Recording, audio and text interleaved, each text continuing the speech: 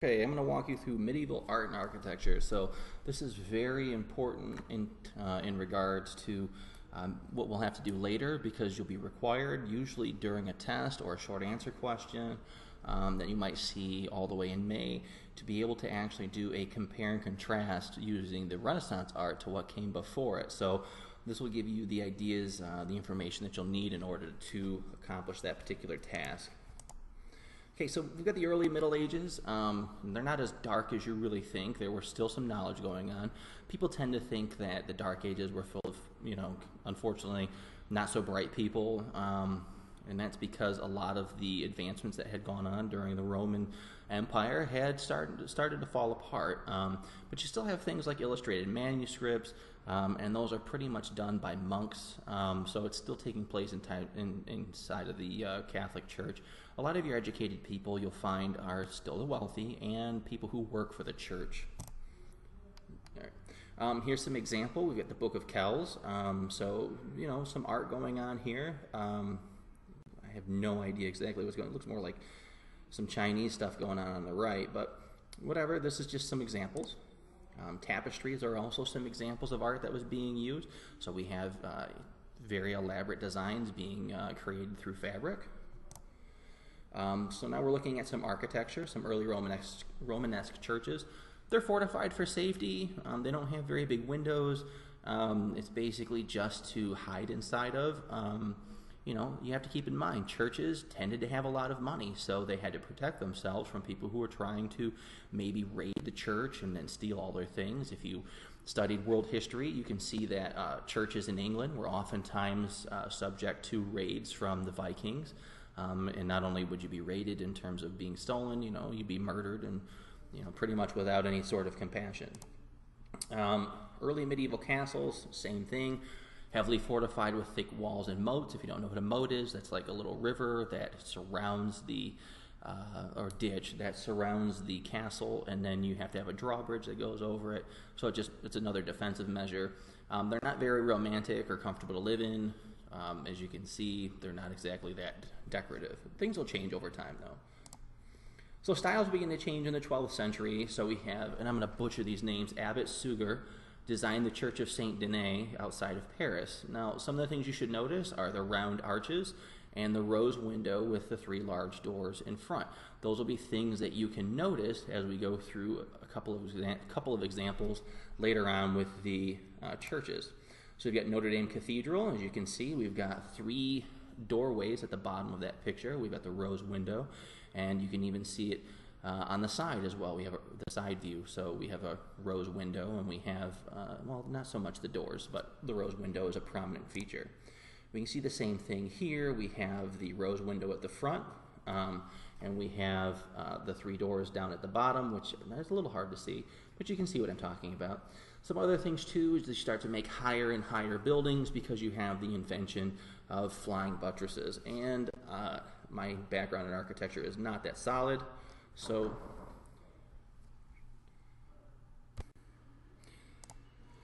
other things that we have in terms of art are the stained glass windows.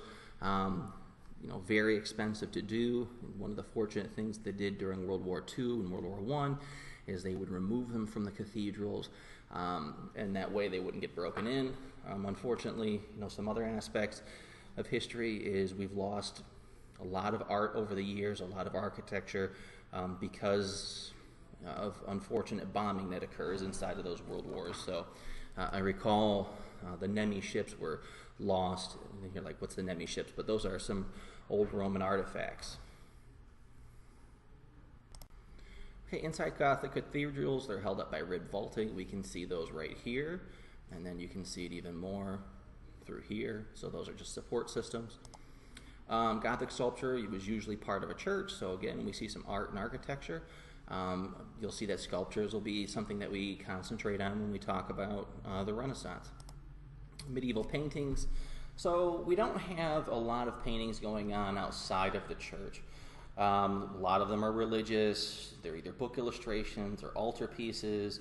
Those will be one of the things that change over when we get to the Renaissance. However, it won't be a great deal of change because the people who have the money and that are commissioning these new paintings when we get to that point are usually popes. And when we get into that lecture for art, you'll see that people are paying lots of money, and like there'll be one scene where 3 people went in on a painting and they put themselves basically in the painting where Jesus is getting taken down off of a cross. We also have some cases where they're depicting the Black Plague. There's not a lot of expression in these particular ones. That'll be something that you notice when you get to the Renaissance, as there's more emotion being shown. They kind of seem cartoon-like. Another big change that will be coming will be that in medieval paintings, there's not really any backgrounds or perspective. Perspective is a big deal when we get to the Renaissance. They start trying to show what's going on in the actual background. We have a gilded look, so the way that you'll see the gilded look for the hubcaps. That it's kind of like this golden hubcap that goes around the back of the head of the individual, and those are normally put on people with some sort of religious importance. So Jesus will have one, baby Jesus will have one, Mary will have one. You'll see those soon enough too. They're usually frescoes as well, which is just paint on wet plaster, although some were painted on wood. Here are some examples of art that were created during the Black Death. Very hard to tell from the black and white ones, but obviously a very big theme being shown here with the skeletons walking hand in hand basically with the people at the time. I would assume those are just basically Grim Reapers taking those people to their deaths, but there's no really way to be sure. Here's some other things here. These are supposed to be visions of what hell would look like. Right here on the left, we see the devil's eyes, Satan's eyes and and then we see all the other things going on with demons and things in the background. And this is basically a wasteland, which obviously hell is not supposed to be the most fantastic place to be. Here's the gilded look we were talking about, the hubcaps. You can see these individuals. I have no idea who this individual is, but I'm going to put money that that's Jesus on the right.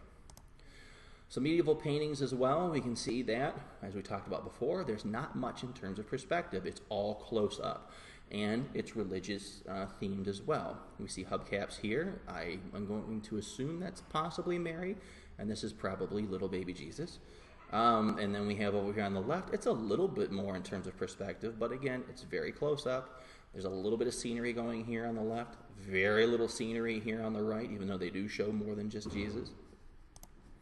In the late Middle Ages, you do have some attempts to be made at perspective. So as we can see here, if we just had the old style that we just talked about, we'd only have about this much just focused in on them that would be shown. But we see that there's some background here. We have a fence, we have some trees in the background, some lawn.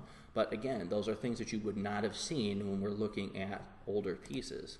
A little bit more attempt at showing some background. We have this is supposed to be the shooting star or whatever that was supposed to be around to give the 3 wise men the location of Jesus. So here are the wise men, here's Jesus.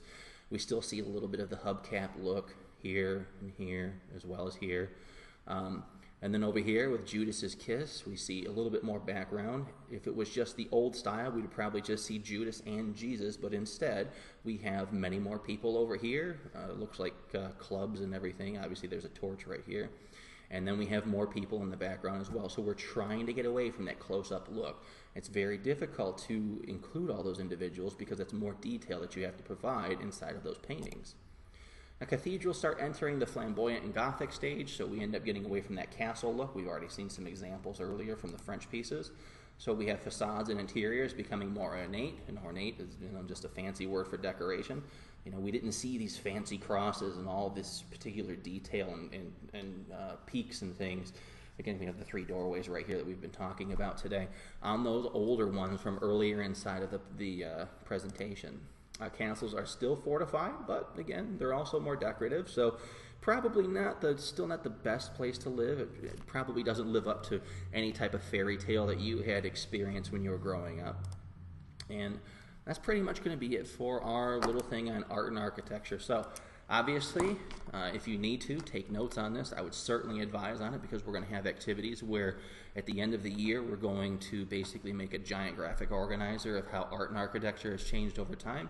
So take care of business, and hopefully you can come back to this whenever you decide to.